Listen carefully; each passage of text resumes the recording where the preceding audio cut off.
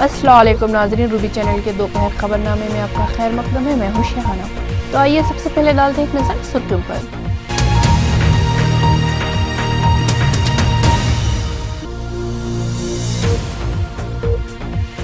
ज़राई शोबेजात में नौजवानों को बढ़ चढ़ कर हिस्सा लेने रियासती वज़ीर आला एन किरण कुमार रेड्डी का जोर।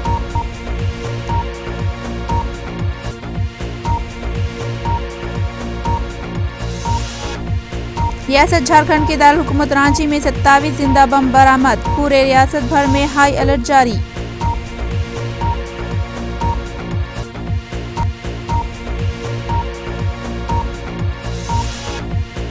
मुजफ्फरनगर में ताज़ा फायरिंग के वाक़यात, 4 अफराद हलाक, सूरत हाल हुनूस कशीदा।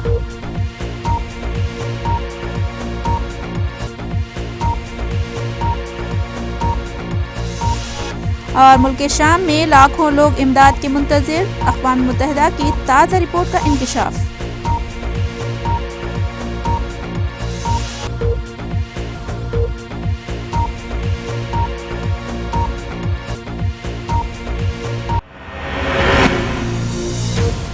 नाज़रीन, अब खबरें तफसील से। ज़राए शुबेजात में नौजवान की दूरी और अदम दिलचस्पी पर तशवीश का इजहार करते हुए रियासत वज़ीर एन किरण कुमार रेड्डी ने नौजवान से ये अदवा किया है कि वो ज़राई मैदान में भी हिस्सा लेते हुए रियासत में एक मिसाल कायम करे। HICC में मुनक़्क़िदा वीडियो ज़राई कॉन्फ्रेंस से खिताब करते हुए chief minister N Kiran Kumar Reddy ने रियासत में हालिया आफत समावी से बर्पा होने वाली तबाही पर अफसोस का इजहार किया और किसानों को होने वाले माली नुकसानात पर इजहार दुख किया है। ज़रिए-ए-इस्ना वज़ीर आला ने इस बात से इत्तेफाक करते हुए बताया कि हालिया दिनों में खाद और तुख्म की कीमतों में अचानक उछाल से सरमायाकारी की रफ्तार को भी धीमा कर रखा है, जिसकी वजह से किसानों को हुकूमत की जानिब से दी जाने वाली सब्सिडी कम पड़ रही है।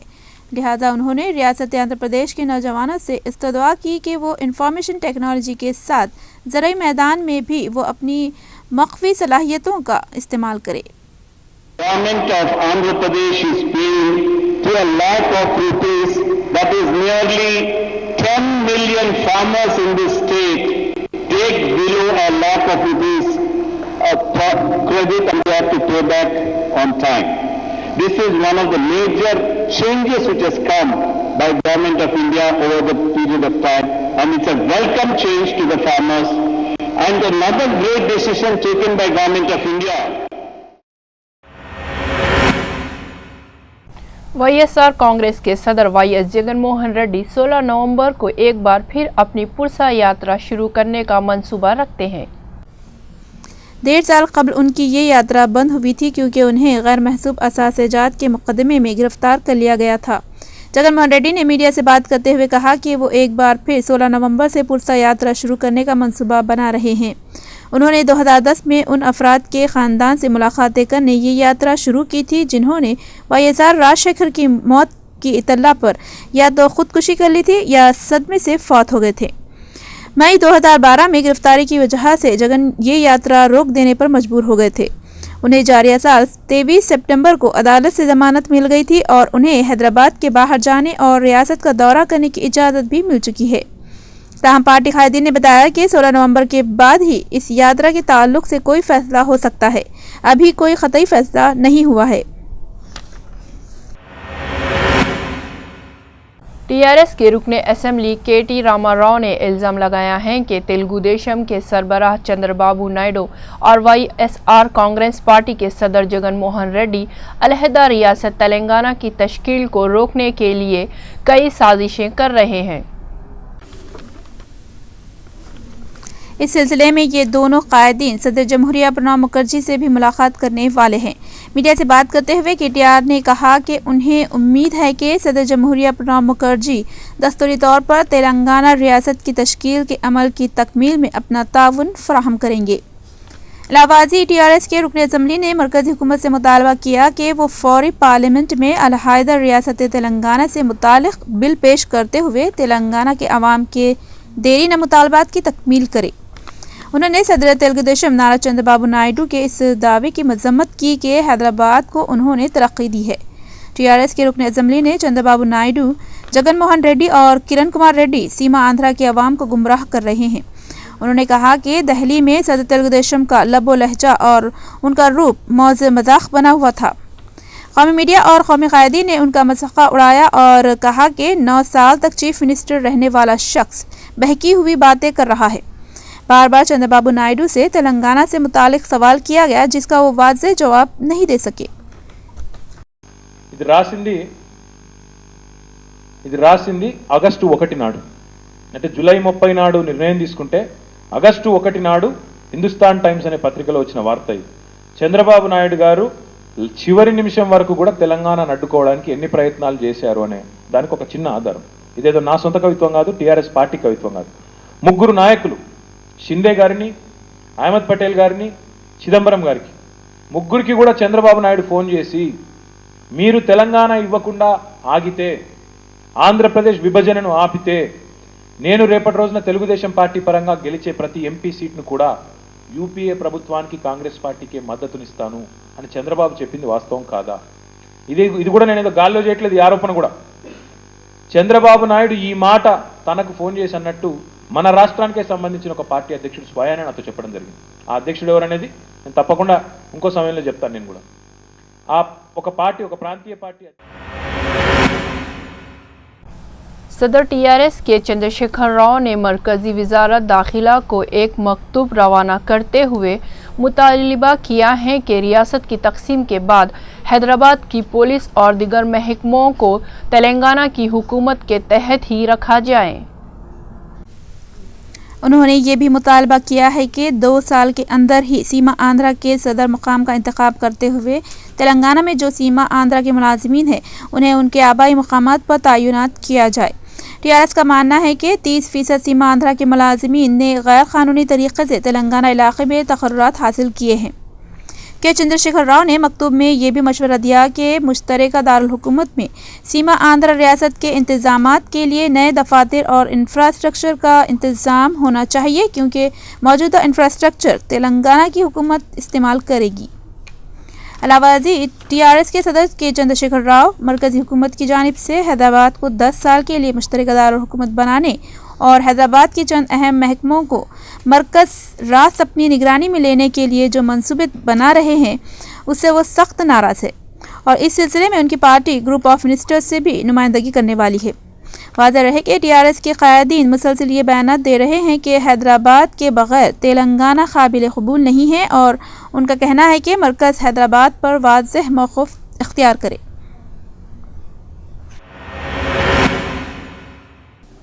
आंध्र प्रदेश रियासती हज कमेटी के 10 काफिलों के जरिए पीर की शब्द जुमे 2899 हज इकराम हैदराबाद वापस पहुंच गए हैं।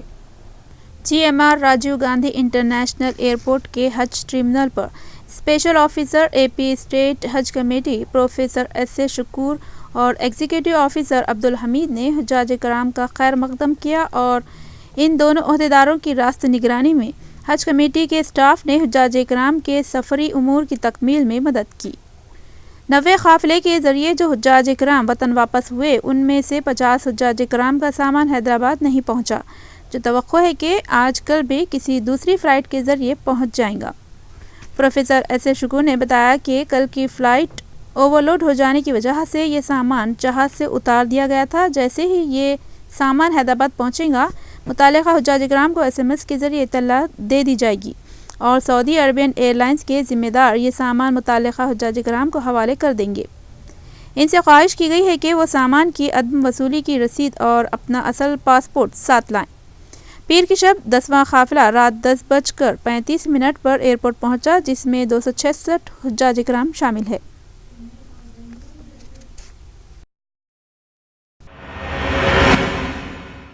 महबूब नगर बस साने में हालाक 45 अफराद और 20 अफराद की लाशों की शनाख्त कर ली गई है। याद रहे कि 30 अक्टूबर को पेश आए अलमनाक वाक़े में 45 अफराद हलाक हो गए थे, जिनमें 3 अफराद की शनाख्त कर ली गई थी और 42 अफराद की नाशों को उस्मानिया जनरल हॉस्पिटल हैदराबाद में महफूज कर दिया गया था, जिनमें 20 नाशों की शनाख्त कर ली गई है। बताया जाता है कि इन नाशों को कलेक्टर महबूब नगर रिश्तेदारों के हवाले कर देंगे। चुनांचे उस्मानिया जनरल हॉस्पिटल महलूकीन के रिश्तेदारों को तलब कर लिया गया था।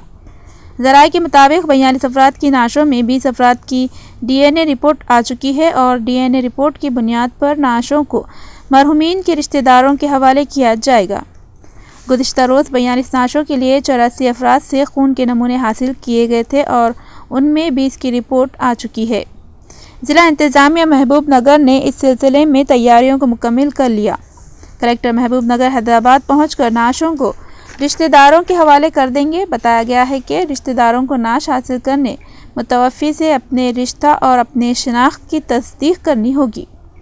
बाद अज़ां ज़िला इंतज़ामिया ज़िला महबूब नगर की जानिब से उन्हें नाश हवाले की जाएगी। तमाम 42 अफराद की नाशें उस्मानिया जनरल हॉस्पिटल के फॉरेंसिक एंड टेक्नोलॉजी डिपार्टमेंट के head of the department doctor Taqiuddin की निगरानी में मुर्दा खाने में महफूज है।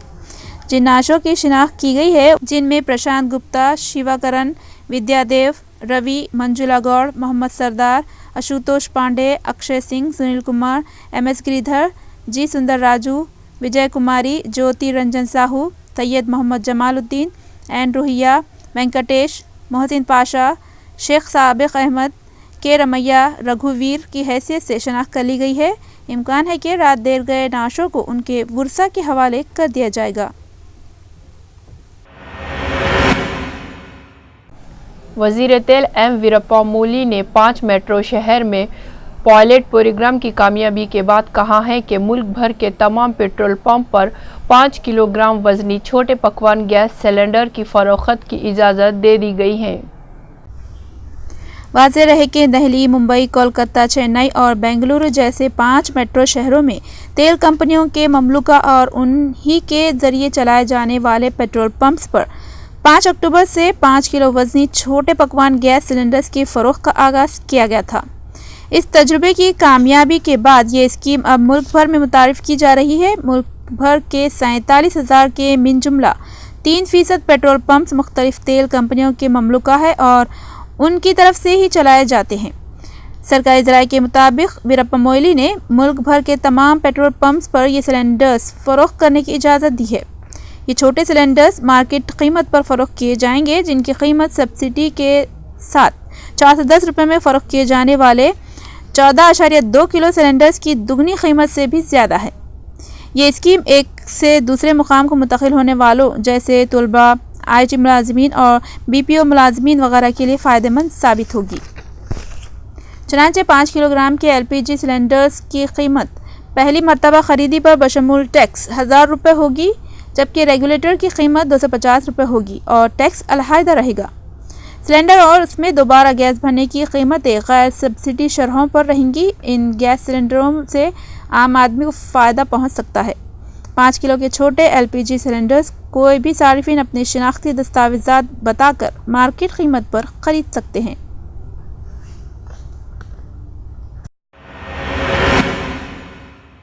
वादी कश्मीर में सर्दी की लहर ने इसकी गिरफ्त को सख्त करना जारी रखा है, जबकि दर्जे हरारत में क़ब्ल लहज़ गिरावट आई है। चुलिहा में ताहाल मौसम का सबसे कम तरीन दर्जे हरारत रिकॉर्ड किया गया। लद्दाख डिवीज़न का लिहा इलाका रियासत में सबसे सर्द तरीन मुकाम था, जबकि उखल तरीन दर्जे हरारत -8 डिग्री सेल्सियस तक पहुँच गया है, जो ताहाल मौसम का सबसे सर्द तरीन बताया गया है। महकमा मौसमियात के मुताबिक कारगिल टाउन में कल रात पारा तकरीबन 4 डिग्री गिर गया था और दर्जा हरारत -6 डिग्री सेल्सियस दर्ज किया गया। अलावाजी महकमा मौसमियात ने हफ्ते के वस्त में मशहूर आलम स्काई रिसोर्ट बर्फबारी की पेशकयासी की है। अहदेदार के मुताबिक गाजीगंज और कपोड़ा जैसे वादी के दीगर मकामात में भी उखल तरीन दर्जा हरारत नुक्ते इंजमात के करीब रहा। साबिक़ वज़ीर ख़ारजा जसवंत सिंह ने कहा है कि 1999 ईस्वी में कारगिल पाकिस्तानी अफ़वाज हमले के बारे में उन्हें पूरी तरह इल्म हो गया। वाज़ेह रहे कि उस वक्त भी नवाज शरीफ ही पाकिस्तान के वज़ीर आज़म थे। हालांकि उन्होंने बारहा इस बात की तरदीद की है कि कारगिल पर फ़ौज के हमले से उन्हें लाइल्म रखा गया था। दरियासना जसवंत सिंह ने मीडिया के नुमाइंदों से बात करते हुए कहा कि ताज्जुब की बात है कि इतने अहम मामले पर भी वज़ीर आज़म जैसी अजीम शख्सियत को कैसे लाइल्म रखा जा सकता है। जसवंत सिंह ने एक सवाल का जवाब देते हुए ये बात कही, जहां उनसे पूछा गया था कि कारगिल पर पाकिस्तानी हमले के मुतालिक नवाज शरीफ का ये इस्तदलाल कि उन्हें लाइल्म रखा गया था कहां तक दुरुस्त है और इसके बारे में उनका क्या ख्याल है, जिसके नतीजे में दोनों ममालिक के माबैन 3 माह तक जंग का सिलसिला जारी रहा। दूसरी तरफ ये भी पूछा गया था कि उस वक्त के फौजी सरबराह जनरल परवेज मुशर्रफ ने दावा किया था कि नवाज शरीफ कारगिल हमलों के बारे में जानते थे, जिसका जवाब देते हुए जसवंत सिंह ने कहा कि तो फिर इसमें तनाज़ी की क्या बात है। याद रहे कि जसवंत सिंह ने अपनी किताब इंडिया एट रिस्क में कारगिल जंग का भी तफसीली तज़किरा किया है।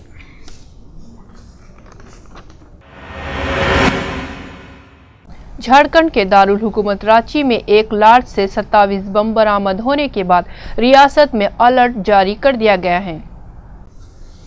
Director general of police Rajiv Kumar ने कहा कि चूंकि छठ का त्यौहार आने वाला है और 15 नवंबर को रियासत की तश्कील का दिन भी मनाया जाता है, इसलिए किसी नाखुशगवार वाक़े से बचने के लिए अलर्ट जारी कर दिया गया है। जबकि पुलिस का कहना है कि एक इतला पर कार्रवाई करते हुए मज़कूरा लॉज पर धावा किया गया, जहां से 27 बम बरामद हुए, जिसे रात देर गए नाकारा बना दिया गया। तहां पुलिस ने इस सिलसिले में 4 अफराद को हिरासत में लेकर पूछताछ का आगाज कर दिया है। ब्लास्ट हैं वो बहुत हाई इंटेंसिटी का ब्लास्ट नहीं है, लो इंटेंसिटी का ब्लास्ट मिला था। डिज़ाइन ऑलमोस्ट सेम डिज़ाइन का ही मिला है।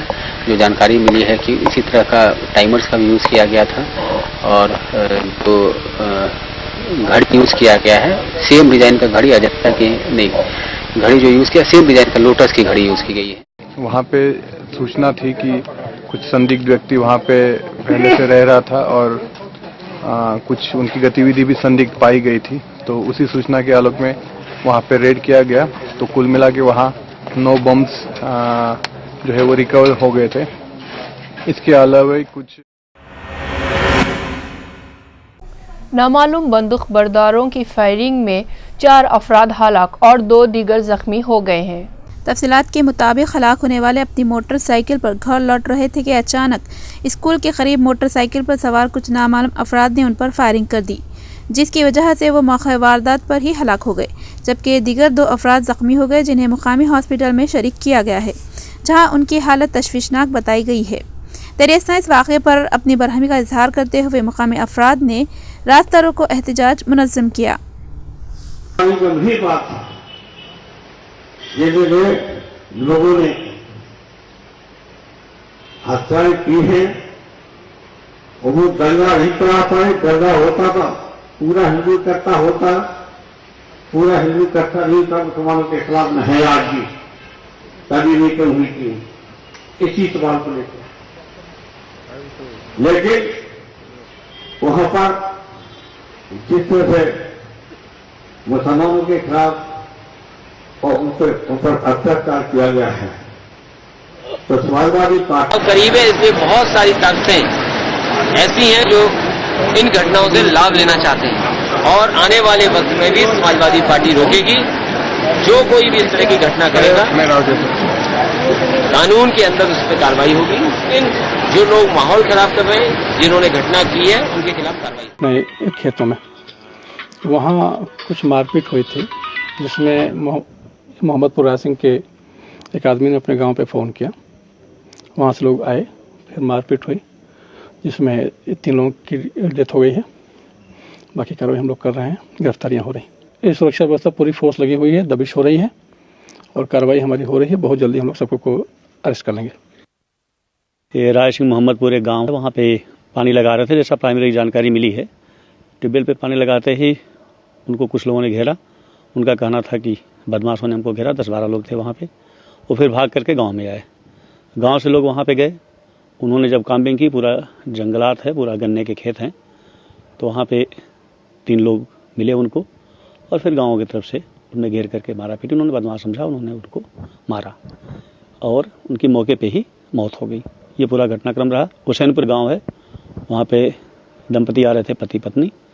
वहाँ पे गांव के लोगों ने वहाँ पे उनके ऊपर हमला बोला, तो महिला की वहाँ पे मौत हो गई। पीएससी है, आरएफ है, वहाँ पे पर्याप्त फोर्स है। गांव में कामिंग की जा रही है और दबिश दी जा रही है, गिरफ्तारियाँ हो रही हैं। लाइट आ रही थी जी, 12 देखने गए थे मेरे हस्बैंड, तो अब तार वार तो नहीं जल रहा, तो अति दफे मतलब वहाँ 10-12 आदमी थे जी, और उन्होंने उन पर हमला करा जी। बहुत ज़्यादा चोट मार रखी जी, पैर मतलब टूट भी रहे हुए, फ्रैक्चर भी है, कमर में भी, हाथों पैरों पे भी, सब जगह जी। उसके बाद जी यहाँ से पुलिस गई जो PSC है, तो इन्होंने वहाँ जाकर घेराबंदी करी जी, उन्होंने फायर वार करे जी अंदर से। तो फिर पुलिस जैसा PSC थी उन्होंने पकड़े और उनके गोली लग गई जी। हमारे साथ बहुत बुरा बर्ताव करा। हम उन्हें रोक रहे थे कि आदमियों को मत उठाओ गाँव में से, और वे जो आदमी को उठा रहे थे मना करे तो हमारे पर डंडे बरसाए। मिस्र के मौजूद सदर मुर्सी ने काहिरा में एक अदालत के सामने कहा है कि इनके खिलाफ कायम किए जाने वाले मुकदमे गैर कानूनी है। वो अब भी मिस्र के सदर हैं। सदर मुर्सी और उनकी हुकूमत में शामिल अक़वानुल मुस्लिमीन के 14 अरकान पर सन 2012 में ऐवान सदर के बाहर मुजाहिरीन को कत्ल करने पर उकसाने का मुकदमा कायम किया गया है, जिसकी बाकायदा समाअत पीर से शुरू हुई। सदर मुर्सी के बयान और उनकी तरफ से यूनिफॉर्म पहनने से इनकार करने पर मुकदमे की समाअत 8 जनवरी तक मुलतवी कर दी गई है। चुनांचे काहिरा में अदालत के बाहर और कई दूसरी जगहों पर मुजाहरे हुए। वाज़ेह रहे कि सदर मुर्सी को इस साल जुलाई में फ़ौज ने इक़्तिदार से अलहदा कर दिया था। ताहम माजूद सदर मुर्सी को पुलिस एकेडमी से एक हेलीकॉप्टर के ज़रिए अदालत तक लाया गया। मुर्सी के अलावा दीगर मुल्ज़िमान जिनमें असाम अल-रियान, मोहम्मद बुलताक़ी और अहमद अब्दुल आती को बख्तरबंद गाड़ियों में अदालत तक पहुँचाया गया। ज़राए के मुताबिक साबिक़ सदर मुर्सी कुछ फासले से नजर आए और वो आम लिबास पहने हुए थे। अदालत से किसी TV चैनल को कोई रिकॉर्डिंग या नशरियात करने की इजाज़त नहीं थी। साबिक़ सदर मुर्सी जब कमरा अदालत में दाखिल हुए तो नीले रंग का सूट पहने हुए थे और उन्होंने मिस्र में मुल्ज़िमों के लिए मखसूस सफ़ेद रंग का लिबास पहनने से इनकार कर दिया। अदालत में एक जंगले के अंदर मौजूद बाकी मुल्ज़िमान ने गैर कानूनी के नारे बुलंद किए। अक़वाम मुत्तहिदा में फलाही कामों के सरबराह वैले आमोस का कहना है कि शाम में 53 लाख अफराद को इमदाद की अशात ज़रूरी है। वाज़ेह रहे कि सितंबर में अक़वाम मुत्तहिदा की जानिब से जारी किए जाने वाले इदाद-ओ-शुमार से ये नई तादाद 25 लाख ज़्यादा है और मुल्क की कुल आबादी का 40% है। बैरोनेस वैलेरी आमोस ने सिक्योरिटी कौंसिल को बताया कि शाम में बहरान तेज़ी से बदतर होता जा रहा है। उन्होंने कहा कि सिक्योरिटी कौंसिल को चाहिए कि शामी हुकूमत और बागियों पर जोर देकर लोगों तक इमदाद पहुँचने दी जाए। दूसरी जानिब शाम में खाना जंगी के खात्मे के लिए मुज़ाकरात की राह तलाश करने की गज़ से मंगल को जिनेवा में बातचीत हो रही है। अक़वाम मुत्तहिदा के ख़ुसूसी एलची अल-अक़सर ब्राहिमी की मेज़बानी में होने वाली ये मुलाकात कई माह से इसलिए मौक़र हो रही थी कि किसको इसमें शामिल होना चाहिए और किसको नहीं। मंगल को सबसे पहले अमेरिका और रूस के सिफारतकारों में तबादला ख्याल हुआ। बैरोनेस आमोस की तर्जुमान एमेंडा पिट ने मीडिया को बताया कि बैरोनेस ने शाम में फ़रीक़ैन पर असर और रसूख इस्तेमाल करने के लिए सिक्योरिटी कौंसिल की मदद मांगी ताकि शहरियों की शहरी सहूलियात की हिफाजत हो सके, तिबी अमले और तिबी सामान लोगों तक पहुँचाया जा सके और इमदादी सामान बाहिफाजत और बग़ैर किसी रुकावट के लोगों तक पहुँचने दिया जाए। अक़वाम मुत्तहिदा का कहना है कि सितंबर में जिन अफराद को इमदाद की ज़रूरत थी उनकी तादाद 68 लाख थी, जो अब बढ़कर 93 लाख हो गई है। वाज़ेह रहे कि शाम की कुल आबादी 2 करोड़ 30 लाख है। Over 1 million people have been uprooted and face destitution. Perhaps 1 million more have urgent humanitarian needs due to the widening impact of the crisis on the economy and on people's livelihoods. Back in March, we estimated that 1 million people were in need of help. Now, as many as 2.5 million are in need of assistance, and we are working to update our plans and our funding requirements. और आखिरी में सुर्खियां एक बार फिर।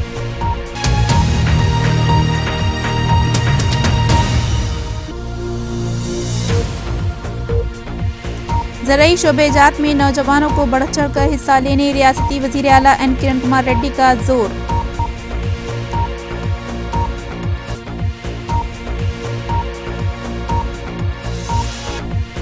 रियासत झारखंड के दारुल हुकूमत रांची में 27 जिंदा बम बरामद, पूरे रियासत भर में हाई अलर्ट जारी।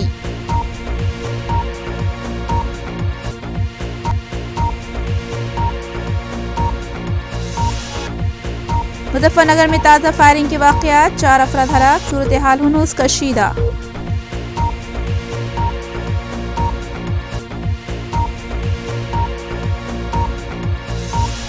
और मुल्क शाम में लाखों लोग इमदाद के मुंतज़िर। अक़वाम मुत्तहिदा की ताज़ा रिपोर्ट का इंकशाफ।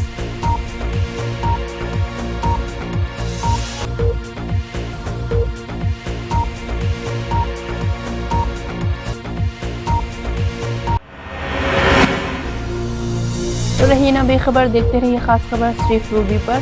नाजरीन, हम फिर दोबारा हाजिर होंगे कुछ खास नई खबरों के साथ। तब तक के लिए शाहाना को दीजिए इजाज़त। अल्लाह हाफिज़।